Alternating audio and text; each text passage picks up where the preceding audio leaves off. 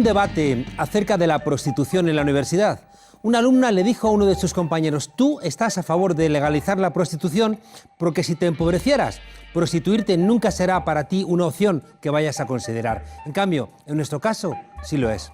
Prostituirnos cuando tenemos una mala racha es una opción constante para nosotras. Incluso aquí, en la facultad, le pasa a compañeras nuestras.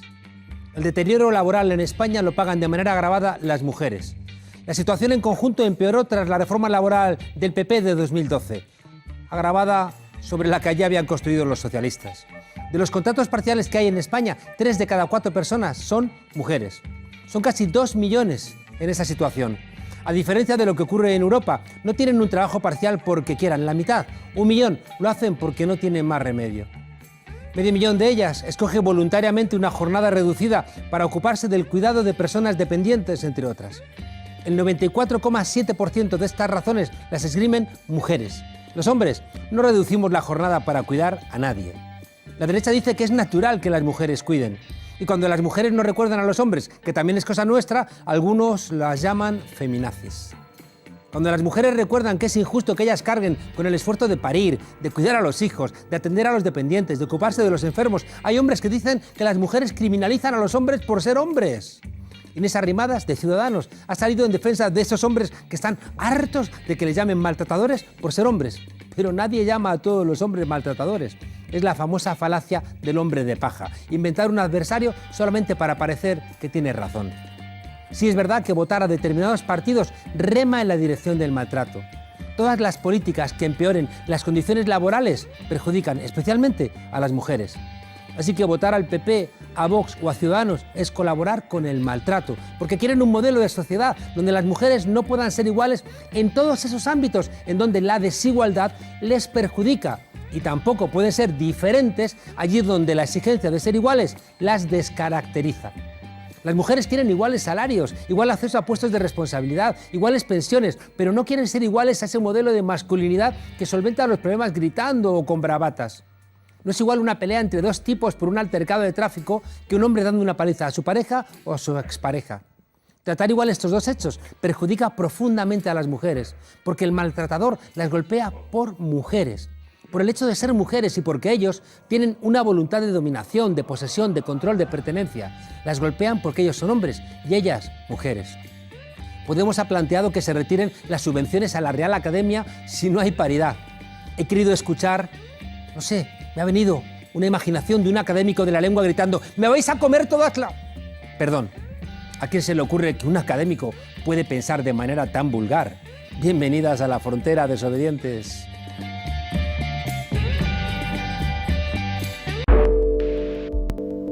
Espectáculo.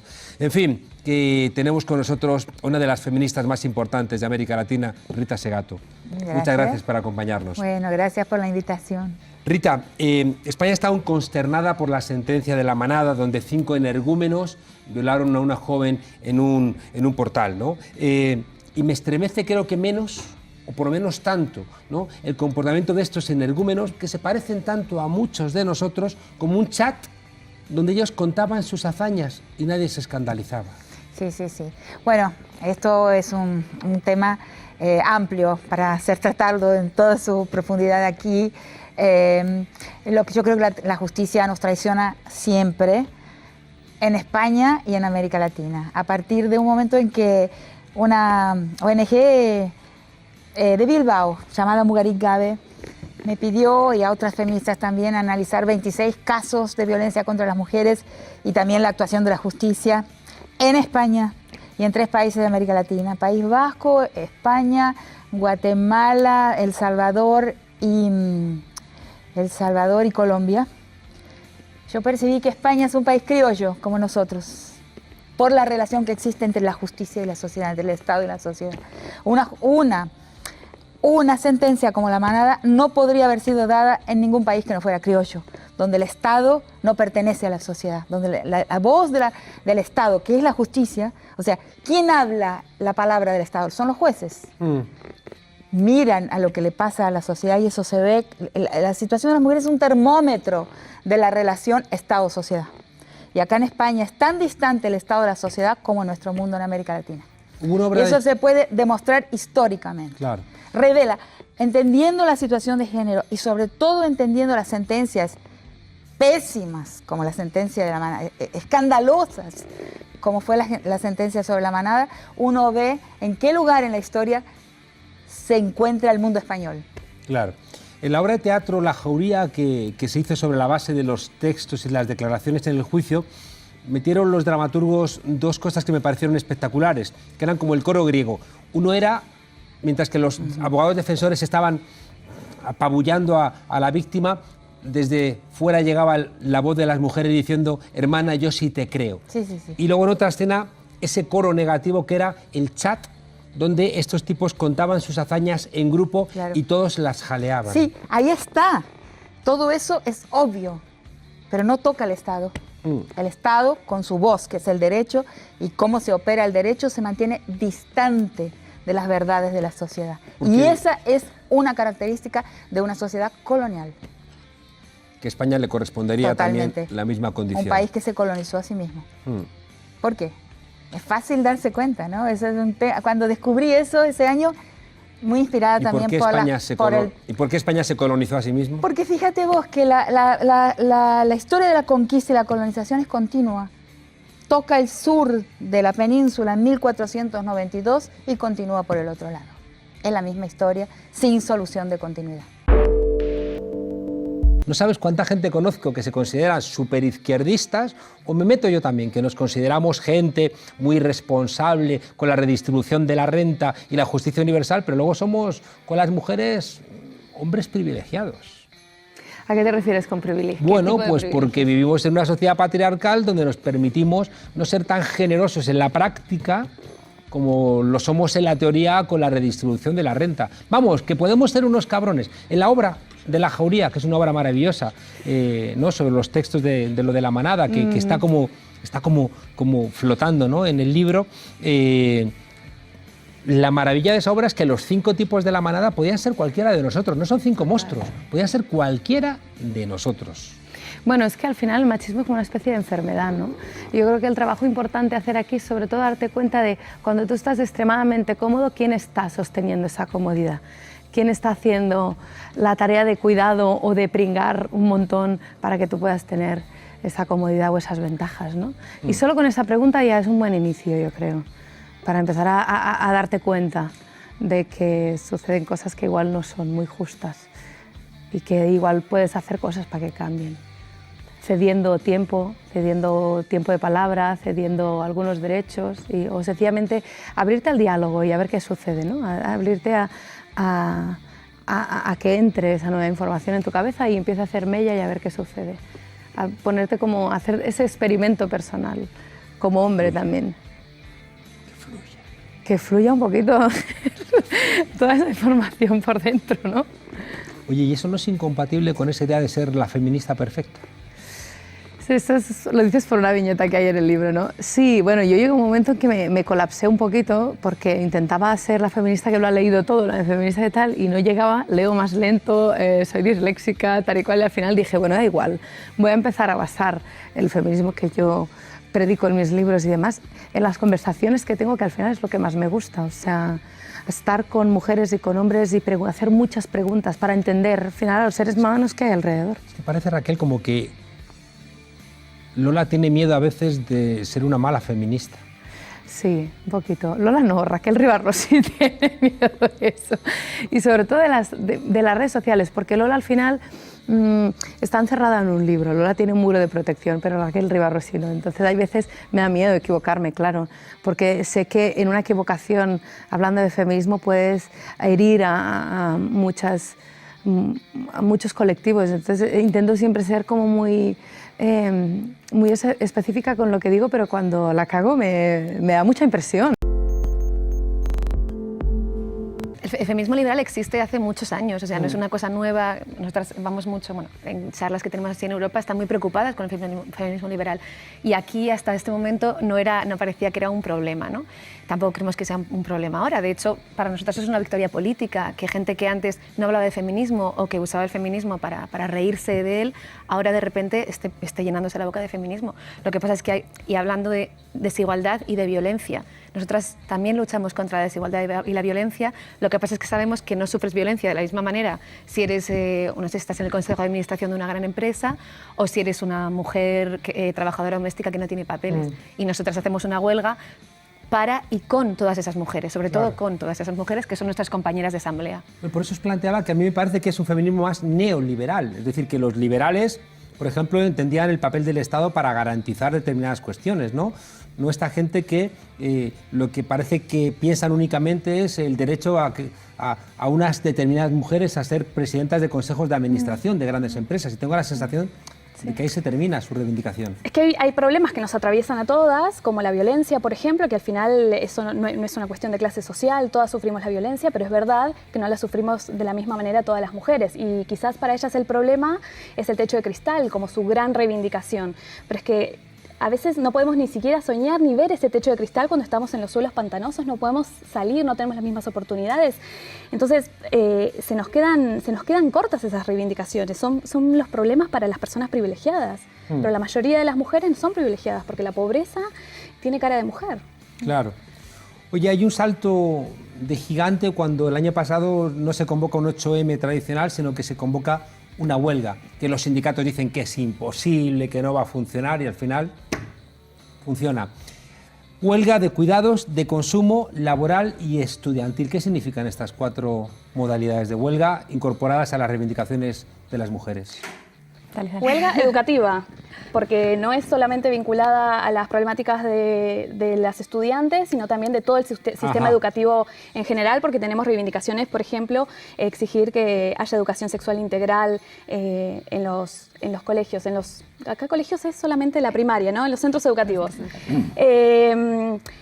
Nosotras quisimos desbordar el concepto tradicional de huelga, porque siempre se asociaba las huelgas a las huelgas laborales, pero nosotras queríamos llevar esta huelga a todos los ámbitos de la vida, porque nuestros problemas no solamente están en el espacio público y en los centros de trabajo, sino también en el espacio privado, en nuestras casas, en cómo se organiza la reproducción de la vida. Por eso propusimos estos 4 ejes que nos parecía que organizaban las reivindicaciones que teníamos. La huelga de cuidados, porque somos nosotras las que estamos cuidando y la reproducción de la vida depende de nosotras, y cuando nos insertamos al mercado laboral no es que nos quedamos sin esas tareas, sino que se nos sumó una doble carga. También tenemos la huelga educativa, como decíamos, que también implica a las profesoras y al personal no docente de los institutos y los centros educativos, y la huelga de consumo, porque justamente ahí estamos haciendo nuestras reivindicaciones de un sistema que nos excluye, que nos explota. Tenemos que pensarlos en términos globales, no solamente podemos pensarlo a nivel español. Oye, ¿por qué los cuidados y los afectos son una revolución? A mí me parece súper revolucionario el cariño de una madre, me parece súper revolucionario el cuidado de una abuela, me parecen súper revolucionarias las abuelas de Mayo, las abuelas pensionistas que han salido reivindicando el poquito dinero que otros le han quitado para cuidar de sus nietos y de sus nietas, y me parece que lo que hay que hacer es politizar eso. Lo revolucionario del cuidado asistido siempre, lo nuevo es que eso empieza a ser una cuestión política. Decía el Che Guevara que el amor es la cualidad esencial de un revolucionario. Y de una persona, en general. Entonces, ¿tú crees que sacar de la esfera individual los cuidados y los afectos pueden suponer transformaciones telúricas en nuestras sociedades? A mi modo de ver, sí.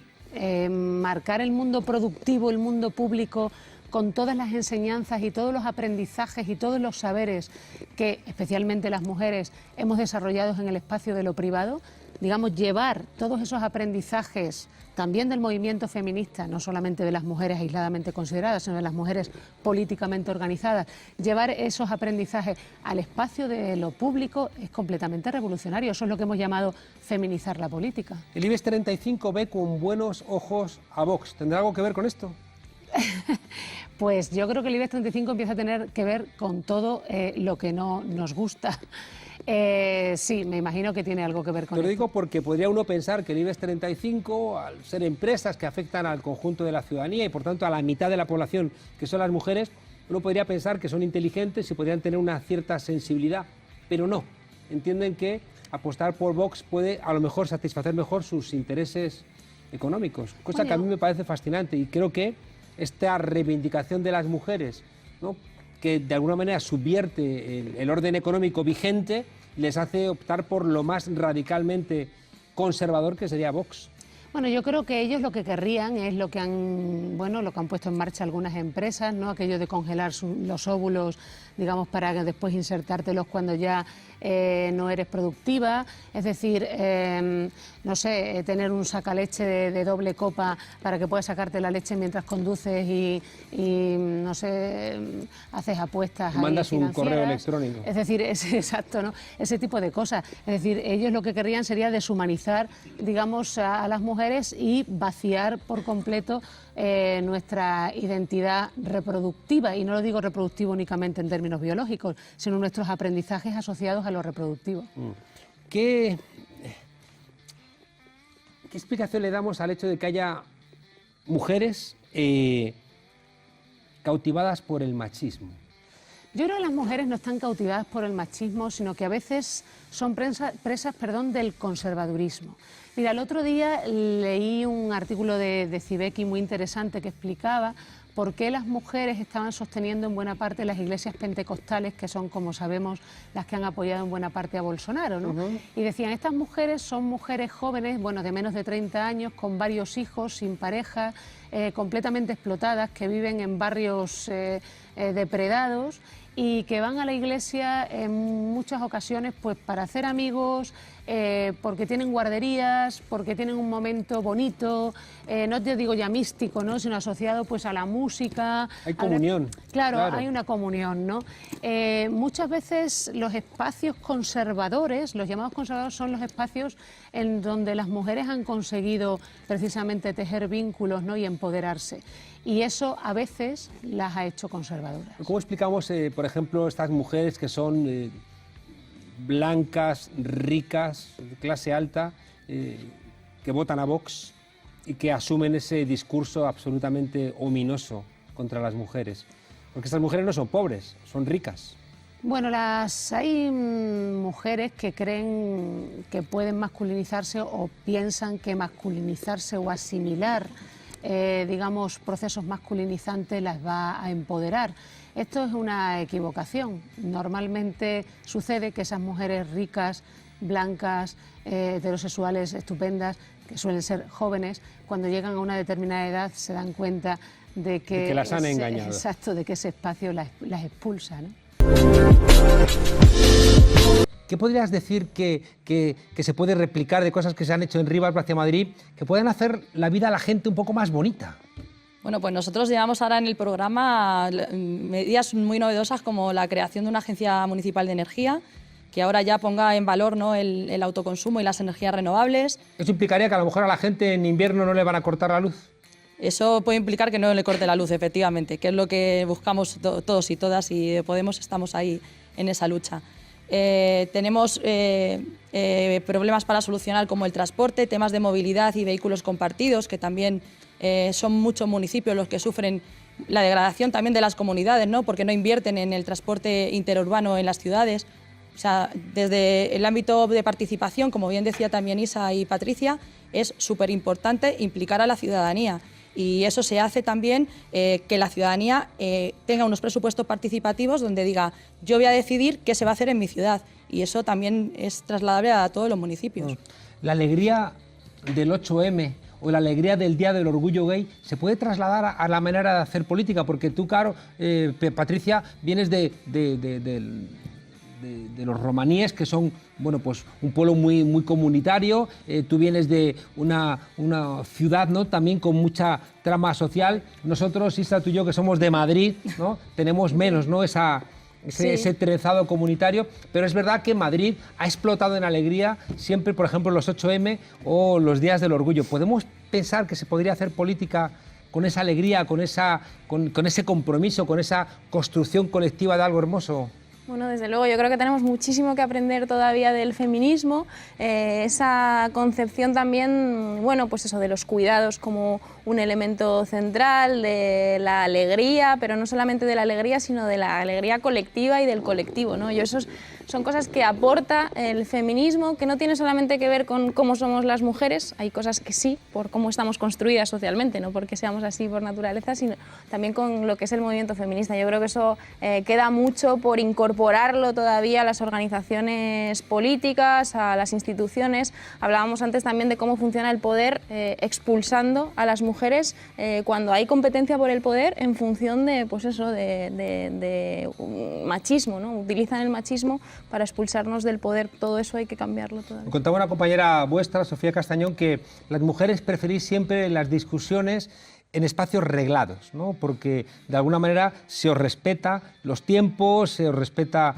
el uso de la palabra, mientras que si terminas la reunión y bajas a terminar en el bar, se terminó, porque en el bar los hombres nos comemos el espacio, ¿no? Sí.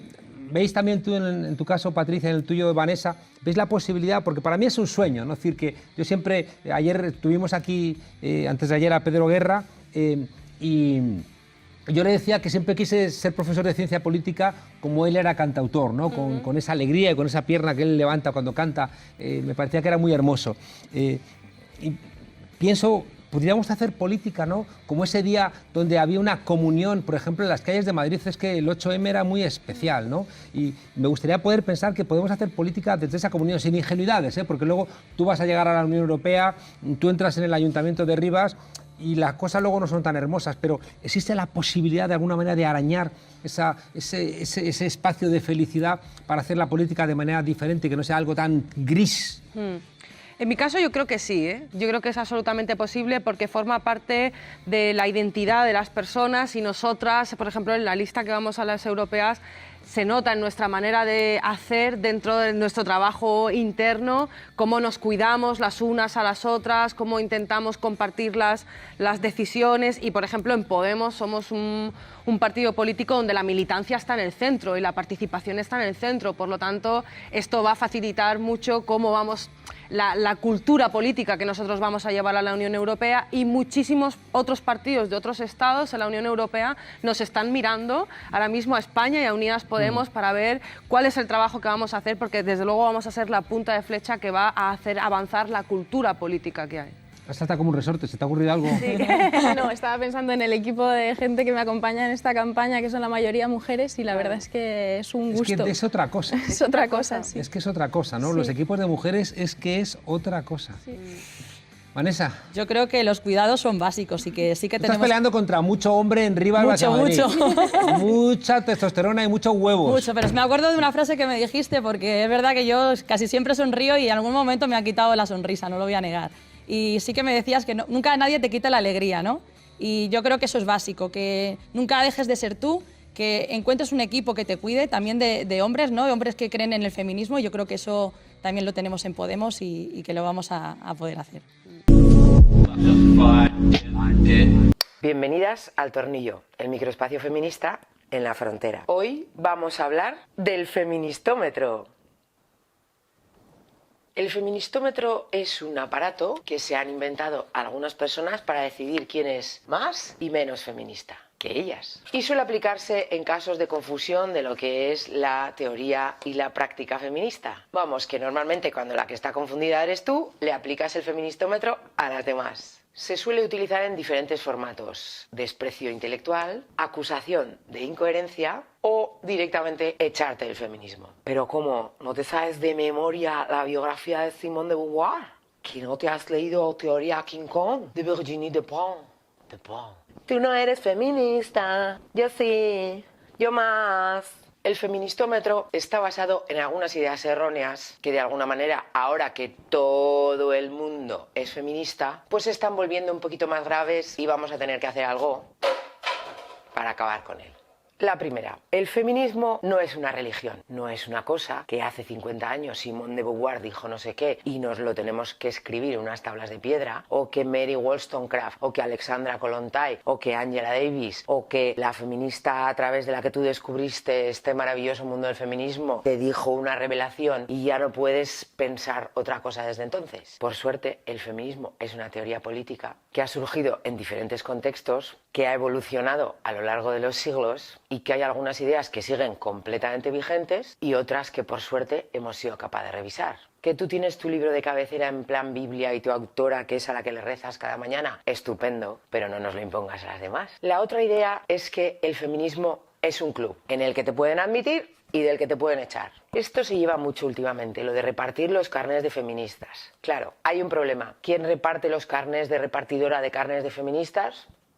Seguro que lo habéis oído. Si piensas así, que no es exactamente como pienso yo, no puedes ser feminista. Porque yo soy súper feminista y pienso esto, y si tú no piensas lo mismo, es imposible que seas feminista. Te echo. Fuera. Esto tiene que ver con que el feminismo, que es una teoría, pero también una práctica política, tiene herramientas teóricas de análisis y herramientas políticas de lucha muy complejas y relacionadas con multitud de temas. Claro, cuando empiezas a tener contacto con el feminismo, accedes desde un ámbito concreto y desde una perspectiva determinada. Y hace falta mucho tiempo, mucho conocimiento de la teoría y sobre todo mucha práctica política para tener la suficiente capacidad de crítica como para entender que hay gente que no piensa como tú y que no comparte absolutamente todas tus teorías y que no está equivocada. Porque si todas pensáramos exactamente lo mismo en absolutamente todos los temas, pues mucho no hubiéramos evolucionado. Y la tercera, y seguramente la más importante de las tres, es la idea de que las opresiones que encarnas tú son las más importantes. Claro, el feminismo es una herramienta de análisis y un arma para luchar contra las opresiones y para acabar con los privilegios. Inicialmente, en el inicio de los tiempos, el análisis estaba centrado en el sistema de opresión basado en el género, el patriarcado,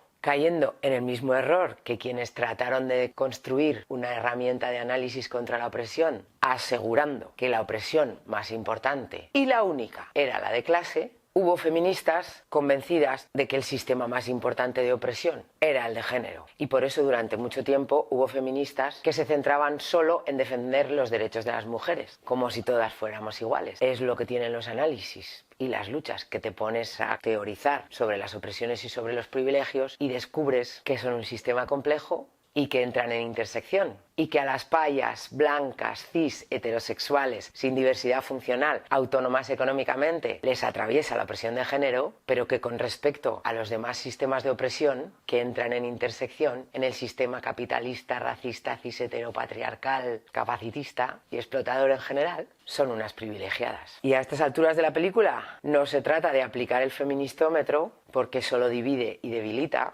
pero ya es hora, amigas, hay que ponerse las pilas para entender que si solo reconoces las opresiones que tú encarnas, estás reproduciendo y haciendo uso de tus privilegios. Y eso no es muy feminista. No porque lo diga yo, sino porque el feminismo es la lucha contra todas las formas de opresión. Y si hasta ahora se te ha olvidado alguna, reconócelo, asúmelo y escucha a las compañeras que te lo recuerdan.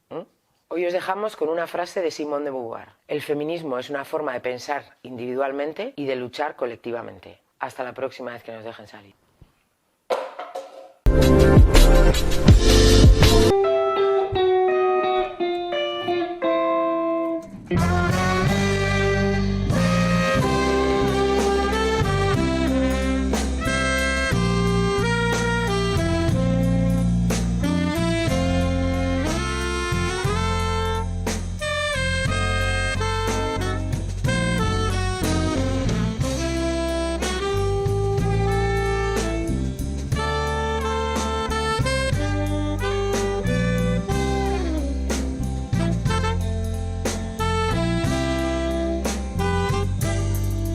Quiero despertar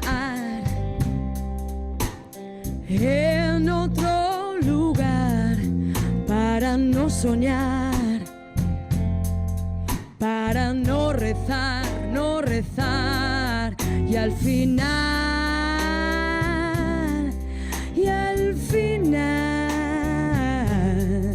llegaré hasta el mar.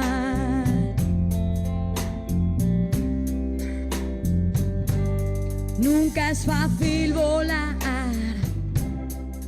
volar sobre el huracán. Calma llegará tras la tempestad, y al final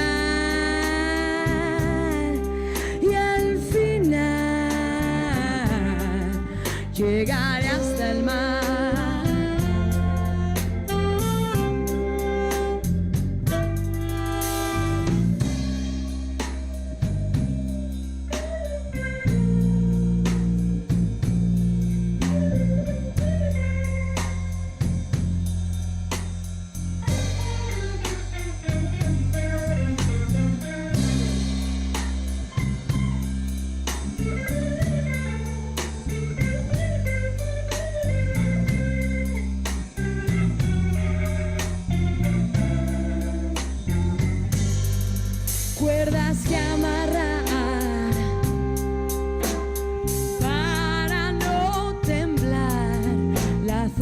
cortar para no dudar, no dudar y al final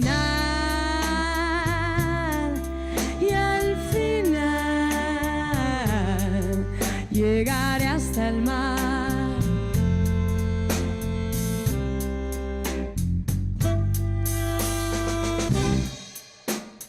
Quiero despertar, dejar de soñar para no dudar.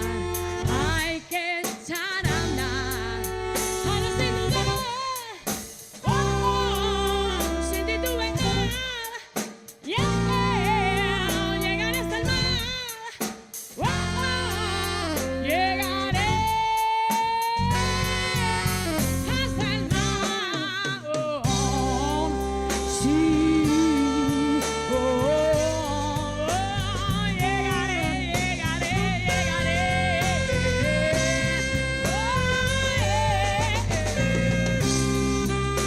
Quiero despertar sin titubear. Llegaré sin mirar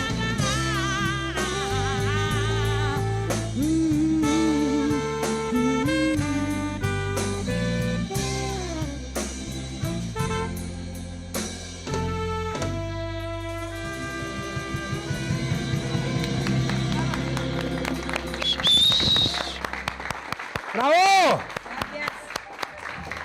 Desobedientes, las almejas, no lo olvidéis. Hasta mañana, gracias.